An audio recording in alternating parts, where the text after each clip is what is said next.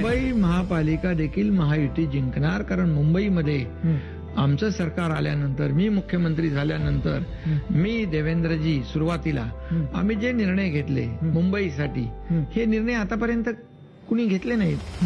मग रस्त्याचे असतील, सिवरेज ट्रीटमेंट प्लांटचे असतील, मुंबईतल्या सुविधा असतील, आरोग्य सुविधा असतील, मुंबईतल्या मेट्रोची कामं असतील, मुंबईतल्या कारशेडचं काम असेल, इतर जे जे काही तुम्हाला मी सांगतो की मुंबईमध्ये खड्डेमुक्त मुंबई करण्याचा निर्धार आम्ही केला आणि त्याप्रमाणे 2 फेजमध्ये काम सुरू आहे. पुढच्या 1.5-2 वर्षामध्ये तुम्हाला मुंबईत खड्डा सापडणार नाही. हे काम अगोदर व्हायला पाहिजे होतं. सिवरेज ट्रीटमेंट प्लांट नाही आहेत. आज प्रदूषित पाणी आपण समुद्रात सोडतोय गेल्या अनेक वर्ष. आम्ही निर्णय घेतला तो. बाळासाहेब ठाकरे आपला दवाखाना वार्डात केला आम्ही. प्रत्येक स्लमच्या बाजूला लोकांना सुविधा देतोय आम्ही.